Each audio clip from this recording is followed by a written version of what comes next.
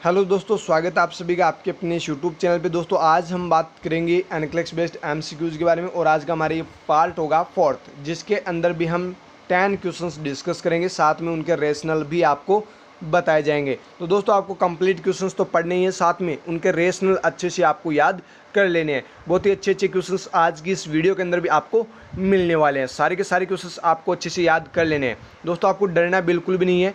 आपको लग रहा होगा कि एनक्लेक्स बहुत ज़्यादा हार्ड होते हैं, हार्ड बिल्कुल भी नहीं होती है।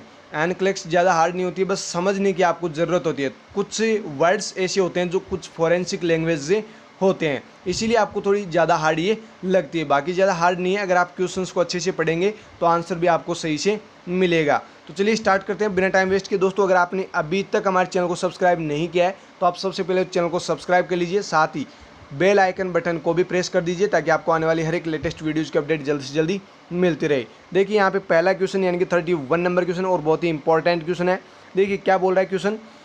The nurse cares for a client who underwent abdominal surgery 2 days ago, which symptom suggest the client has developed complications. देखिए एक नर्स है जो ऐसे पेशेंट को कैरी कर रही है जिसकी एब्डोमिनल सर्जरी हुई है 2 दिन पहले। 2 दिन पहले उसकी एब्डोमिनल सर्जरी हुई है, उसको नर्स क्या कर रही है, कैरी कर रही है। अब देखिए क्या पूछा जा रहा है नर्स से, which symptom suggest the client has developed complication. कौन सा वो सिम्टम उसके अंदर देखेगी जो नर्स कैरी कर रही है एब्डोमिनल सर्जरी वाले पेशेंट को, उस पेशेंट के अंदर ऐसा कौन सा वो सिम्टम देखेगी जिससे वो पता लगाएगी कि इसको कॉम्प्लिकेशन डेवलप हुआ है, इसको कॉम्प्लिकेशन डेवलप हुआ है। ऑप्शंस आपके सामने है, फटाफट अपना आंसर बता दीजिए। ऑप्शन फर्स्ट है मसल सोरनेस, नेक्स्ट है इंसिजनल पेन, नेक्स्ट है एब्डोमिनल डिस्टेंशन, नेक्स्ट है सीरस वुंड ड्रेनेज। देखिए यहाँ पे जो दोस्तों आपको करेक्ट आंसर करना है वो क्या करना है, ऑप्शन सी एब्डोमिनल डिस्टेंशन।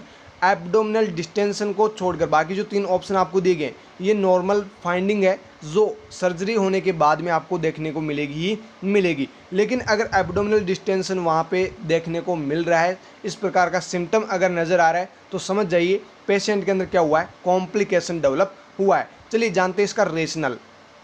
देखिए आपको जो करेक्ट आंसर करना हो तो आपको ऑप्शन सी करना ही है। साथ में देखिए abdominal distension after abdominal surgery could indicate paralytic ileus. Very very very very important. यहाँ से फिर क्वेश्चन बनता है। अब क्वेश्चन क्या बनेगा यहाँ से, क्वेश्चन इस प्रकार से बनेगा, किसी पेशेंट की एब्डोमिनल सर्जरी हुई है, एब्डोमिनल सर्जरी के बाद में उसके अंदर एब्डोमिनल डिस्टेंशन जैसा सिम्टम आपको नज़र आ रहा है। तो अब इस प्रकार से आपको क्वेश्चन पूछा जाएगा कि ये जो एब्डोमिनल डिस्टेंशन उस पेशेंट को हो रहा है वो किसको इंडिकेट कर रहा है।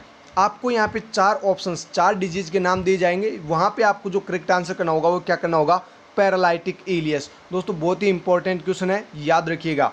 अगर एब्डोमिनल सर्जरी के बाद में एब्डोमिनल डिस्टेंशन होता है तो वो पैरालिटिक इलियस को इंडिकेट करता है। नेक्स्ट देखिए इसी के अंदर जो मैंने आपको बताया, muscle soreness, incisional pain and serous wound drainage are expected finding post operatively. अगर किसी पर्सन की एब्डोमिनल सर्जरी हुई है तो muscle soreness, incisional pain and serous wound drainage, ये फाइंडिंग तो नॉर्मली उस पेशेंट के अंदर देखने को मिलेगी ही मिलेगी। नेक्स्ट क्वेश्चन देखिए, बहुत ही अच्छा क्वेश्चन है और ये डाइजेस्टिव सिस्टम का ही क्वेश्चन है। क्या बोल रहा है question, the nurse care for a client with end stage liver disease. Short form में कहे तो ESLD, end stage liver disease. आगे देखिए, due to cirrhosis secondary to alcohol abuse.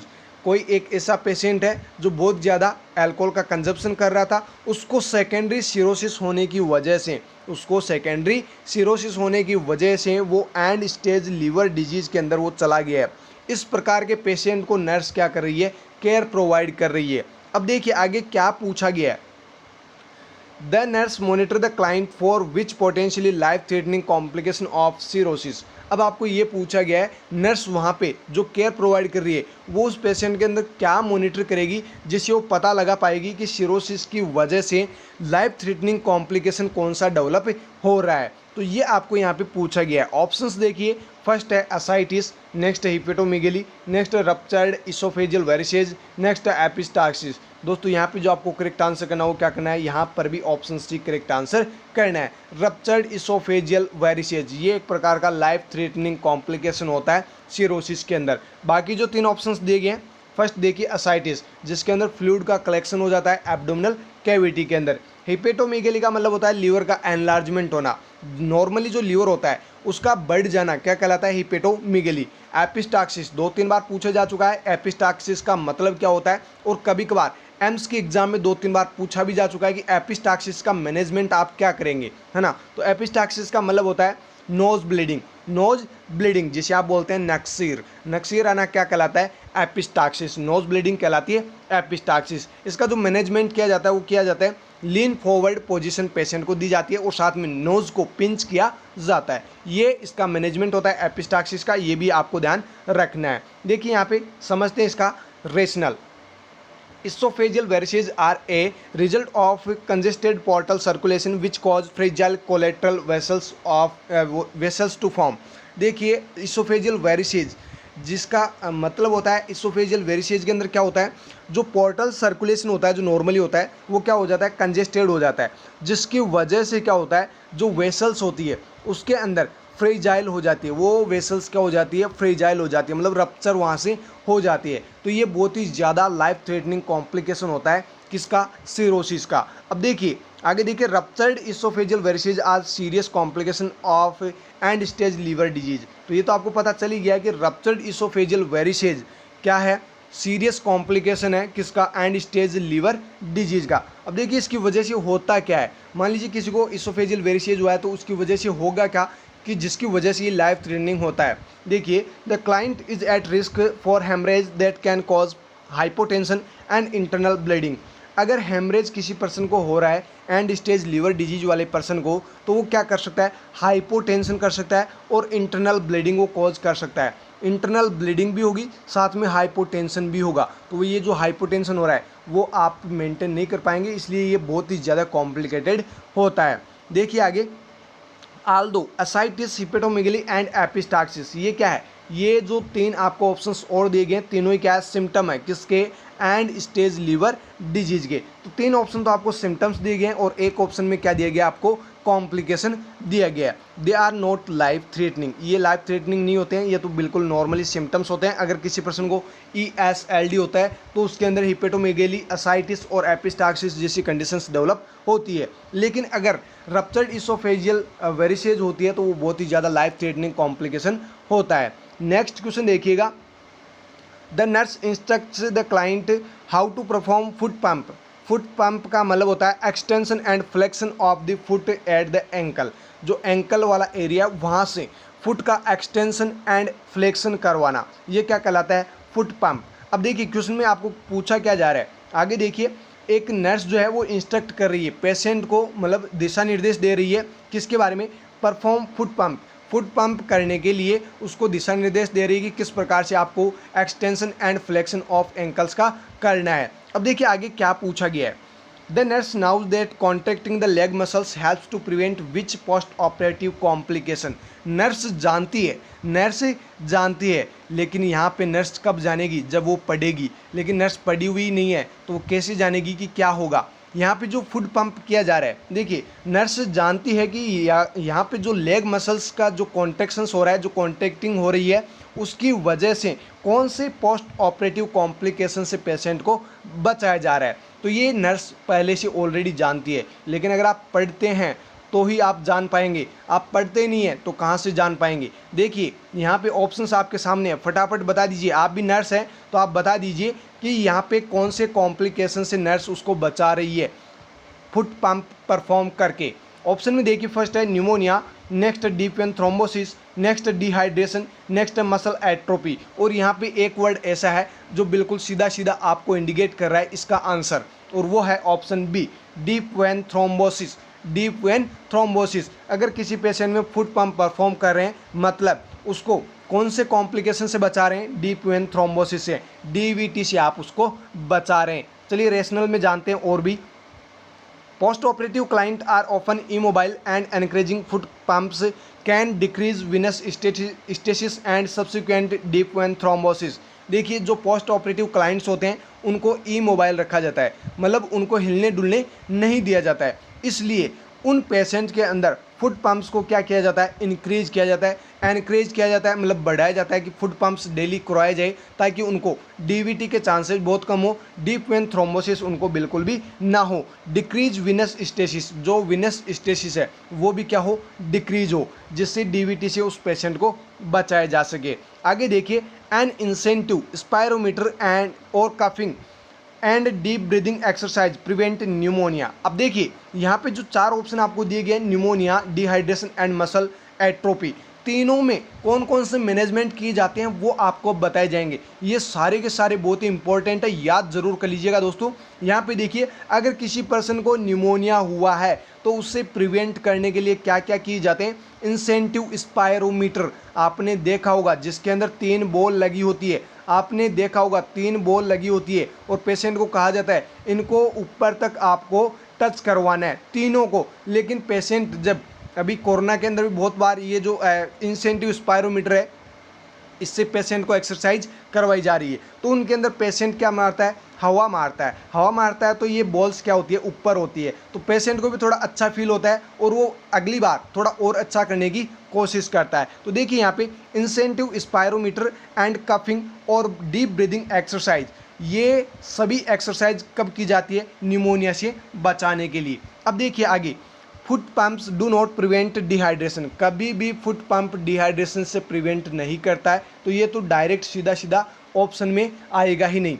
आगे देखिए, more vigorous exercise is required to prevent muscle atrophy, आप यहाँ से मसल एट्रोपी से बचा सकते हैं, मसल एट्रोपी से कुछ बहुत रिलीव आप पेशेंट को दे सकते हैं, लेकिन इनके अलावा भी और बहुत सारी एक्सरसाइज आपको करवानी पड़ेगी अगर मसल एट्रोपी से प्रिवेंट करना है तो। बाकी यहाँ पे जो आपको क्वेश्चन पूछा गया है उसका आंसर आपको क्या करना है, DVT, deep vein thrombosis. Okay दोस्तों, नेक्स्ट क्वेश्चन देखिए, which chronic complication are associated with diabetes mellitus. देखिए बहुत ही अच्छा क्वेश्चन है, डायबिटीज मेलाइटस से ये क्वेश्चन पूछा गया है कि कौन सा क्रॉनिक कॉम्प्लिकेशन है जो डायबिटीज मेलाइटस से जुड़ा हुआ है। ऑप्शंस आपके सामने, फटाफट आप अपना आंसर बता दीजिए। ऑप्शन फर्स्ट है angina and dyspnoea on exertion, next है leg ulcer and pulmonary infarcts, next retinopathy and neuropathy, next fatigue nausea and cardiac dysrhythmia. ये तो आपने पढ़ा भी होगा अच्छे से कॉलेज टाइम में भी, और अभी आप जब तैयारी कर रहे हैं तो भी आपने पढ़ा होगा। देखिए यहाँ पे जो आपको करेक्ट आंसर क्या करना है, option C, retinopathy and neuropathy. यहाँ पे अगर आपको कभी भी पूछे कि क्रॉनिक कॉम्प्लिकेशन क्या होंगे डीएम के, यानी कि डायबिटीज मेलाइटिस के, तो आपको आंसर में क्या करना है, रेटिनोपैथी एंड न्यूरोपैथी। अब ये जो 3 ऑप्शंस दिए गए हैं इनके भी देख लेते हैं कि किन किन के कॉम्प्लिकेशंस होते हैं। ओके, यहाँ पे रेशनल में जानते हैं, retinopathy and neuropathy and coronary artery disease are complication of diabetes. Diabetes mellitus के कॉम्प्लिकेशन होते हैं CAD, coronary artery disease, neuropathy and retinopathy. अब बात करते हैं ऑप्शन फर्स्ट की, angina and dyspnoea on exertion. Angina and dyspnoea on exertion are complication of aortic valve stenosis. दोस्तों very very important, यहाँ पे 4 आपको क्वेश्चंस के आंसर्स मिल रहे हैं एक ही ऑप्शन में, एक ही क्वेश्चन के साथ आपको 4 और क्वेश्चंस मिल रहे हैं। देखिए अगर एंजाइना किसी पर्सन को होता है, साथ में डिस्निया ऑन एक्सर्शन होता है, तो ये किसका कॉम्प्लिकेशन है, aortic valve stenosis, AVS, aortic valve stenosis का ये कॉम्प्लिकेशन होता है। अब देखिए ऑप्शन सेकंड जो आपको यहाँ पे दिखाया गया है, leg ulcer and pulmonary infects are complication of sickle cell anaemia. Very very very very important यहाँ से क्वेश्चंस बनेंगे दोस्तों, 100% आपको याद कर लेना है। लेग अल्सर और जो पल्मोनरी इन्फेक्ट्स है ये किसके कॉम्प्लिकेशन है, सिकल सेल एनीमिया के, सिकल सेल एनीमिया के। अब लास्ट जो ऑप्शन है वो देखिए, fatigue nausea and cardiac dysrhythmias are complication of hyperparathyroidism. देखिए फैटिग अगर किसी पर्सन को हो रहा है, नोजिया एंड कार्डियक डिसरिथमिया, ये जो ऑप्शंस है, ये जो कॉम्प्लिकेशन है ये किसके है, हाइपर पैराथायरॉयडिज्म के। अगर किसी पर्सन को हाइपर पैराथायरॉयडिज्म होता है तो उस टाइम पे ये कॉम्प्लिकेशंस उस पेशेंट के अंदर देखने को मिलते हैं। नेक्स्ट क्वेश्चन देखिए, a client is admitted to the hospital with a decubitus ulcer in the sacral area. एक पेशेंट जो है वो एडमिट हुआ है हॉस्पिटल के अंदर जिसको क्या हो रखा है, डोक्यूबाइटिक अल्सर, और ये जो डोक्यूबाइटिक अल्सर हो रखा है वो कहाँ पे हो रखा है, सेक्रल एरिया के अंदर। अब देखिए आगे क्या पूछा जा रहा है, the client is bedridden and refuse to eat. Patient bedridden है, मतलब हिलने डुलने में इमोबाइल है, अपने आप को ऐसे बोल रहा है कि मैं तो इसी तरफ इसी साइड में सोता रहूँगा या लेटा रहूँगा, और साथ में खाना खाने से भी वो मना कर रहा है। अब देखिए पूछा क्या जा रहा है, क्वेश्चन में पूछा क्या जा रहा है, ये तो कहानी आपको समझ में आ गई। बेड रिडन पेशेंट है, खाना खाने से मना कर रहा है, लेकिन अब जो कहानी पूछी जा रही है वो समझिए। The nurse realise that the client is at risk for which complication. Nurse उस पेशेंट को रियलाइज कर रही है और नर्स जानती है कि इसको कौन सा कॉम्प्लिकेशन हो सकता है, कौन सा कॉम्प्लिकेशन हो सकता है, कौन से कॉम्प्लिकेशन के रिस्क है। ऑप्शन में देखिए, ऑप्शन आपके सामने है। ऑप्शन फर्स्ट है knowledge deficit related to nutritional status, next है इम्पेयर्ड वुंड हीलिंग, नेक्स्ट है फ्लूइड वॉल्यूम डेफिसिट, नेक्स्ट है हेमरेज। दोस्तों यहाँ पे जो आपको करेक्ट आंसर करना है वो क्या करना है, impaired wound healing. Impaired wound healing, अगर डॉक्यूबाइटिक अल्सर किसी पर्सन को हो रखा है तो उसमें बहुत ज़्यादा रिस्क होते हैं इम्पेयर्ड वुंड हीलिंग के। जो वुंड बना हुआ है, अगर वो खाना नहीं खाएगा और अगर वो बेड रिडन रहेगा तो वो ठीक नहीं हो पाएगा। नॉलेज डेफिसिट से कोई रिलेशन नहीं है इससे, और फ्लूइड वॉल्यूम डेफिसिट से भी नहीं है, ना ही हेमरेज से इसका कोई रिलेशन है। देखिए रैशनल में और जानते हैं इसके बारे में। The client is at risk to impaired wound healing due to skin breakdown. देखिए जो इम्पेयर्ड जो वुंड हीलिंग हो रही है वो क्यों हो रही है, ब्रेकडाउन, स्किन के ब्रेकडाउन होने की वजह से, इमोबिलिटी की वजह से एंड पुअर न्यूट्रिशन की वजह से। पेशेंट ऑलरेडी खाना नहीं खा रहा है और बेड रिडन है तो उसकी वजह से स्किन ब्रेकडाउन होगी। इमोबाइल है, यानी बेड रिडन है, सीधी सी बात है, इमोबाइल है, वो हिलने डुलने में असमर्थ है तो यहाँ पे, और साथ में वो खाना भी नहीं खा रहा है तो यहाँ पे पुअर न्यूट्रिशन की वजह से भी इम्पेयर्ड होगी क्या, वुंड हीलिंग की प्रोसेस। तो जो घाव बना है, जो डॉक्यूबाइटिक अल्सर वहाँ पे पेशेंट के अंदर डेवलप हुआ है वो ठीक नहीं हो पाएगा। आगे देखिए, the question does not indicate the client has knowledge deficit, fluid deficit और रिस्क ऑफ हेमरेज। जो क्वेश्चन यहाँ पे पूछा जा रहा है उसके अंदर किसी प्रकार से जो नॉलेज डेफिसिट है, फ्लूइड डेफिसिट है और जो रिस्क ऑफ हेमरेज है ये इंडिकेट नहीं करते हैं इसके आंसर को। ओके, नेक्स्ट क्वेश्चन देखिएगा। A client with a spinal cord injury complains of severe headache. देखिए बहुत ही अच्छा क्वेश्चन है। पेशेंट आपके सामने आ रहा है, कौन सा है, SCI, स्पाइनल कॉर्ड इंजरी का। अब वो पेशेंट आपको कंप्लेन कर रहा है कि मेरे को बहुत ही ज़्यादा हेडेक हो रहा है, बहुत ही ज़्यादा हेडेक हो रहा है। तो देखिए यहाँ पे आगे क्या पूछा जा रहा है, the nurse finds the client to be diaphoretic, hypertensive and bradycardic. देखिए यहाँ पे जो नर्स है वो जब उस पेशेंट को असेस करती है, डायग्नोस करती है, तो उस पेशेंट में वो क्या क्या फाइंडिंग्स देखती है, डायफोरेटिक, बहुत ज़्यादा उसको पसीना आ रहा है। नेक्स्ट हाइपरटेंसिव, जो ब्लड प्रेशर है वो भी बढ़ा हुआ है। आगे देखिए ब्रेडिकार्डिया, हार्ट रेट क्या है, डिक्रीज है, ब्रेडिकार्डिया। ये कुछ फाइंडिंग्स नर्स वहाँ पे उस पेशेंट के अंदर देखती है। अब देखिए आगे क्या पूछा जा रहा है, the nurse suspects the client is experiencing autonomic डिसरिफ्लेक्सिया। Nurse ने ये जो 3 सिम्टम्स देखे हैं इसके आधार पे बता दिया है कि पेशेंट को क्या हुआ है, ऑटोनॉमिक डिसरिफ्लेक्सिया हुआ है। नर्स को पता चल गया कि पेशेंट को क्या हो रखा है, ऑटोनॉमिक डिसरिफ्लेक्सिया। अब देखिए क्या पूछा जा रहा है, which is the nurse first action. इसी प्रकार से एनक्लेक्स बेस्ड क्वेश्चन आपको पूछे जाते हैं। अब आपको पूछा जा रहा है कि नर्स यहाँ पे सबसे पहले क्या करेगी। नर्स को पता चल गया है ऑटोनॉमिक डिसरिफ्लेक्सिया हुआ है, इस प्रकार के सिम्टम उसके अंदर नज़र आ रहे हैं और वो स्पाइनल कॉर्ड इंजरी का पेशेंट है, उसको सीवियर हेडेक हो रहा है, ऑलरेडी ये हो रखा है और ये आपने असेस किए हैं। तो अब यहाँ पे नर्स सबसे पहले क्या करेगी, बता दीजिए फटाफट कमेंट करके अपना आंसर क्या हो सकता है। ऑप्शन में देखिए, फर्स्ट है elevate the head of the bed, next है चेक वाइटल साइन, नेक्स्ट है नोटिफाई द फिजिशियन, नेक्स्ट है check the client's blood for distension. दोस्तों यहाँ पे जो आपको करेक्ट आंसर करना है वो क्या करना है, option first, elevate the head of the bed. सबसे पहले आपको क्या करना है, elevate the head of the bed. जो हेड है, जो पेशेंट का हेड है उसको थोड़ा ऊपर कर देना है, मतलब एलिवेट कर देना है, यानी कि आप सेमी फॉरवर्ड या फॉरवर्ड पोजीशन आप पेशेंट को दे देनी है। ये आपको सबसे पहले करना है। ना तो आपको वाइटल साइन लेने हैं, ना ही फिजिशियन को नोटिफाई करना है, आप उसके बाद कीजिए, सारे काम उसके बाद कीजिए। यहाँ पे प्रायोरिटी आपको सबसे पहले देनी है, तो सबसे पहले पोजीशन उसकी चेंज कीजिए, उसके बाद वाइटल्स चेक कीजिए, उसके बाद फिजिशियन को नोटिफाई कीजिए और उसके बाद और जो भी अदर आप जो भी चेक करना चाहिए वो आप कर सकते हैं। ओके, तो यहाँ पे आपको करेक्ट आंसर ऑप्शन ए ही करना है। अब जानते हैं इसका रेशनल। ऑटोनॉमिक डिसरिफ्लेक्सिया होता क्या है, autonomic dysreflexia in clients with spinal cord injury. जो स्पाइनल कॉर्ड इंजरीज के पेशेंट होते हैं उनमें नॉर्मली ऑटोनॉमिक डिसरिफ्लेक्सिया देखा जाता है। अब आगे देखिए, this disorder is characterised by exaggerated autonomic responses to stimuli that can innocuous in normal individuals. Innocuous का मतलब होता है अनहार्म्ड। क्या होता है? अनहार्म्ड, यानी कि मतलब हानिकारक नहीं होता है, अनहार्म्ड होता है इनोकियस का मतलब। अब देखिए यहाँ पे इसका करेक्टरिस्टिक की बात करें तो जो ऑटोनोमिक रिफ्लेक्सिया है, ऑटोनोमिक डिसरिफ्लेक्सिया है, ये एक्सक्रीटेड ऑटोनोमिक रेस्पॉन्सेज जनरेट करेगा, मतलब स्टिमुलस तो देगा ही, साथ में ये इनोकियस है। नॉर्मल इंडिविजुअल्स के अंदर ये इनोकियस होता है, मतलब अनहार्म्ड होता है, यानी अनहानिकारक होता है, ये हानिकारक बिल्कुल भी नहीं होता है। अब आगे देखिए, ए डिस्टेंडेड बोवेल एंड ब्लैडर और stimulation of skin can trigger A response. ये जो डिस्टेंडेड बोवेल और ब्लैडर और जो स्टिमुलेशन ऑफ स्किन है, ये ट्रिगर रेस्पॉन्स होते हैं ऑटोनोमिक डिसरिफ्लेक्सिया की वजह से। अब देखिए आगे, when autonomic dysreflexia occur the client is immediate placed in a sitting position to lower the blood pressure.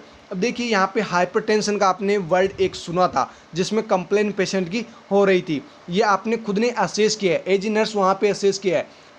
Patient ने तो आपको ये बताया था कि सीवियर हेडेक हो रखा है, मेरे को स्पाइनल कॉर्ड इंजरी हुई है और उसकी वजह से सीवियर हेडेक हुआ है। उसके बाद में आपने क्या किया है? असेसमेंट किया है। असेसमेंट में आपने देखा था कि हाइपरटेंशन पेशेंट को हो रखा है, तो आपको सबसे पहले क्या करना है? पेशेंट को सीटिंग पोजीशन में बिठा देना है, यानी फॉलोअर पोजीशन आपको सबसे पहले उस पेशेंट को देनी है, जिससे क्या हो, जो ब्लड प्रेशर बढ़ा हुआ है वो थोड़ा नॉर्मल हो, वो कम हो जाए, इसलिए आपको ये पोजीशन सबसे पहले देनी है। उसके बाद आपको सारे काम करने। आगे देखिए, the nurse then perform an assessment and remove the stimulus. उसके बाद असेसमेंट करने स्टिमुलस को और रिमूव करने, साथ में वाइटल साइन है वो भी उसके बाद ही आपको चेक करने और उसके बाद फिजिशियन को नोटिफाई करना है। तो इस प्रकार से आपको पहले वहाँ पे प्रायोरिटी देनी है। आगे देखिए, the nurse care for a client with Buck's traction. अगर बक्स ट्रैक्शन उस पेशेंट को लगा हुआ है तो उसकी भी केयर नर्स को ही करनी है। अब देखिए नेक्स्ट क्वेश्चन क्या है? The nurse understand that it is important to ensure the weight hang free too. Hang का मतलब होता है टांकना। आपने हिंदी में पढ़ा होगा, किसी भी आप चीज़ को आप टांक देते हैं, कोई भी कील दिखाई दी, कोई भी आप बोलते हैं कि जो हैंगर वगैरह लगे होते हैं, इस प्रकार से हैंगर का मतलब भी यही होता है कि वहाँ पे कुछ ना कुछ आप टांक देते हैं। तो हैंज यहाँ पे बोल रखा है। क्या बोल रहा है क्वेश्चन? नर्स जानती है, नर्स जानती है अगर वेट फ्री जो एंगल होगा, मतलब आप किसी पेशेंट के पास में खड़े हैं और उस पेशेंट को वेट फ्री रखा जा रहा है, तो उसका मतलब क्या है? ऑप्शंस आपके सामने हैं। फर्स्ट है relieve muscle spasm of the legs and backs, next है प्रिवेंट स्किन ब्रेकडाउन, नेक्स्ट है maintain the client ability to remove freely, next है मेंटेन प्रॉपर बोन अलाइनमेंट। दोस्तों यहाँ पे जो आपको करेक्ट आंसर करना है वो क्या करना है? Option first, relieve muscle spasm of the legs and backs. तो ये इंपॉर्टेंट एंश्योर आपको वहाँ पे करना है। अगर वेट हैंग फ्री उस पेशेंट को रखा जा रहा है तो वो क्या कर रहा है? मसल स्पाज्म को रिलीव कर रहा है, साथ में जो लेग्स और नेक है, लेग्स और जो बेक है उसकी जो भी मसल्स स्पाज्म हो रही है उसको रिलीव करने का काम करता है। अब देखिए रेशनल में जानते हैं इसके बारे में ज़्यादा detail. Buck's traction is used to relieve muscle spasm of the legs and back. देखिए जो बक्स ट्रैक्शन है वो कब यूज लिया जाता है? जो मसल स्पाज्म हो रहा है अगर लेग्स एंड बैक के अंदर, तो यहाँ पे उस मसल स्पाज्म को रिलीव करने के लिए बक्स ट्रैक्शन यूज लिया जाता है। अब आगे देखिए, not to maintain alignment of fracture for healing. देखिए जो बक्स ट्रैक्शन यूज लिया जा रहा है ये किसी प्रकार के अलाइनमेंट को मेंटेन नहीं करता है, ना ही फ्रैक्चर की हीलिंग को मेंटेन करता है। जो इसका काम होता है वो क्या होता है? जो लेग और बैक है उसके मसल स्पाज्म को क्या करना? रिलीव करना। ये आपको ध्यान रखना है। अब आगे देखिए, Buck's traction inhibit the client's mobility. अगर बक्स ट्रैक्शन किसी पेशेंट को लगा देते हैं तो इमोबाइल हो जाता है, मतलब वो मोबिलिटी मतलब मूवमेंट्स वो नहीं कर पाता है। आगे देखिए, स्किन असेसमेंट इज इम्पॉर्टेंट। अगर बक्स ट्रैक्शन किसी पेशेंट में लगाया जा रहा है तो स्किन असेसमेंट सबसे ज़्यादा इम्पॉर्टेंट होती है। But freely hanging weight do not prevent skin breakdown. लेकिन अगर हैंगिंग फ्री वेट, अगर फ्रीली हैंगिंग वेट किसी पेशेंट को रखा जा रहा है तो उसमें स्किन ब्रेकडाउन बिल्कुल भी नहीं होगा और आपको स्किन असेसमेंट बिल्कुल भी नहीं करना है। अगर यहाँ पे बक्स ट्रैक्शन लगा हुआ है और साथ में वेट यहाँ पे आपको बताया जाता कि 5 किलो या 2 किलो जितना भी वेट मतलब हैंग किया जा रहा है, तो आपको सबसे पहले क्या करना होता? आपको यहाँ पे करेक्ट आंसर करना होता फिर स्किन असेसमेंट, क्योंकि स्किन ब्रेकडाउन होने के बहुत ज़्यादा चांसेज वहाँ पे होते हैं। अब नेक्स्ट क्वेश्चन देखिएगा, a client is sent for a computerised tomography scan यानी CT scan with die injection. देखिए एक पेशेंट को आप भेज रहे हैं कहाँ पे, सीटी स्कैन करवाने के लिए, साथ में उसको डाई भी इंजेक्ट की जा रही है, क्योंकि डाई इंजेक्ट करेंगे तभी तो सीटी स्कैन से पता चल पाएगा कि कहाँ पे बीमारी है, कौन सी बीमारी है, ये सभी कुछ डायग्नोस उसी के बाद में हो पाएगा। अब देखिए क्या पूछा जा रहा है, क्वेश्चन में क्या पूछा जा रहा है, the nurse explain to the client. अब नर्स पहले ही उस पेशेंट को एक्सप्लेन कर देगी कि आपको जब डाई इंजेक्ट की जाएगी तो उसके बाद में क्या हो सकता है। ये नर्स अगर जानती है तो ही एक्सप्लेन कर पाएगी। तो आज जान लीजिए, अगर आपको कभी भी मौका मिले, कभी कोई पेशेंट पूछ ले तो आपको बता देना है। ऑप्शन आपके सामने है, देखिए फर्स्ट है the test will take 3 hours, जो आपका टेस्ट होगा वो 3 घंटे बाद में होगा, तो इसलिए डाई इंजेक्ट की जा रही है। Next the client can not eat 12 hour prior to the procedure से पहले, सिटी स्कैन से पहले 12 घंटे तक कुछ भी नहीं खाना है, आप ये समझाएंगे। Next the client will be unconscious during the procedure के दौरान पेशेंट अनकॉन्शियस रहेगा, इसलिए आप डाई इंजेक्ट कर रहे हैं, ये भी आपको नहीं करना है। ये तीनों ऑप्शन क्या है, गलत है। अब जो ऑप्शन लास्ट है वो देखिए, the client may feel a warm flashing sensation when the dye is injected. देखिए जब भी डाई इंजेक्ट की जाएगी तो पेशेंट को पहले ही बता देना है कि आपको वार्म फील होगा, मतलब टेम्परेचर आपका बढ़ जाएगा, फ्लैशिंग आपको बहुत ज़्यादा पसीना आएगा, फ्लैशिंग सेंसेशन होंगे। तो ये कुछ इस प्रकार के जो कॉम्प्लिकेशंस तो नहीं बोल सकते, लेकिन डाई इंजेक्ट की वजह से इस प्रकार के कुछ सिम्टम्स आपके अंदर नज़र आ सकते हैं। इस प्रकार से आपको सबसे पहले पेशेंट को बता देना है, नहीं तो पेशेंट भड़क जाएगा और आपके ऊपर सीधा केस कर देगा। तो आपको करना क्या है, नर्स जो वहाँ पे वर्क कर रही है उसको पहले ही उस पेशेंट को बता देना है कि आपकी जो फीलिंग है वो वार्म होगी, मतलब आपको गरम गरम लगेगा और साथ में आपको पसीना भी आएगा जब आपको डाई इंजेक्ट कर देंगे। तो ये आपको पहले ही बता देना है। अब जानते हैं इसका rational. A CT scan usually performed in less than an hour, यानी कि जो सिटी स्कैन की जाती है वो 1 घंटे के विदिन 1 आवर की जाती है। तो यहाँ पे ऑप्शन फर्स्ट तो वैसे ही गलत है। Next, clients are not sedated to unconscious prior to this procedure. Option third यहाँ पे आपको पूछा गया था, मतलब बताया गया था, वो भी गलत है। क्यों? क्योंकि क्लाइंट को, जो पेशेंट है उसको कभी भी अनकॉन्शियस नहीं किया जाता है इस प्रोसीजर के दौरान। नेक्स्ट है, because the test is non invasive there are no eating restriction before and after the test. यहाँ पे जो प्रोसीजर किया जा रहा है ये क्या है, नॉन इन्वेजिव प्रोसीजर है। तो यहाँ पे खाने के लिए भी आपको मना नहीं करना है, आप खूब खाइए, मतलब खूब खाइए और पिए, चाहे आप प्रोसीजर कर रहे हैं उससे पहले और प्रोसीजर करने के बाद में, सभी चीज़ें आप खा सकते हैं, ये आपको बताना है। लेकिन जो आपको यहाँ पे जो करेक्ट आंसर करना है वो क्या करना है कि आपको पेशेंट को सबसे पहले यही बताना है कि आपको गरम गरम लगेगा, साथ में मतलब आपका टेम्परेचर तो बढ़ेगा ही, साथ में पसीना भी आपको आएगा, तो ये आपको बताना है। However the dye will cause a warm flushing feeling when injected, तो ये आपको बता देना है। Next question, second last, the nurse assess a client who is in an arm cast for compartment syndrome. एक ऐसा पेशेंट है आपके सामने जिसको आर्म कास्ट लगी हुई है, उसकी वजह से उसको कंपार्टमेंट सिंड्रोम हो सकता है। ये 100% है कि ये कॉम्प्लिकेशन उसको हो सकता है। लेकिन आपको क्या बोल रहे हैं यहाँ पे, नर्स उस पेशेंट को असेस कर रही है, अभी उसको कंपार्टमेंट सिंड्रोम हुआ नहीं है, वो नर्स उसको असेस कर रही है, उसको आर्म कास्ट लगा हुआ है, तो इसकी वजह से उसको कंपार्टमेंट सिंड्रोम हो सकता है। लेकिन क्वेश्चन क्या पूछे जा रहा है, which is a late symptom of compartment syndrome. अब नर्स को ये बताना है कि अगर कंपार्टमेंट सिंड्रोम उस पेशेंट को होगा तो उसमें लेट सिम्टम्स कौन से नज़र आएंगे। ऑप्शन में देखिए क्या क्या दे रखा है आपको। First, sudden decrease in pain, next swelling of the fingers, next inability to move the fingers, next change in skin colour. दोस्तों यहाँ पे जो आपको करेक्ट आंसर करना है वो क्या करना है, option D, change in skin colour. अगर आपको पूछे कि कंपार्टमेंट सिंड्रोम किसी पर्सन को हुआ है, उसमें लेट सिम्टम्स कौन से देखने को मिलेंगे, तो आपको आंसर में क्या करना है, स्किन जो कलर है वो चेंज आपको मिलेगा। चलिए रेशनल में और जानते हैं इसके बारे में। Compartment syndrome is a complication of cast placement. आपको ये भी ध्यान रखना है कि जो कंपार्टमेंट सिंड्रोम है वो कास्ट प्लेसमेंट का क्या है, कॉम्प्लिकेशन है। आगे देखिए, in compartment syndrome the cast places pressure on vessels and nerves.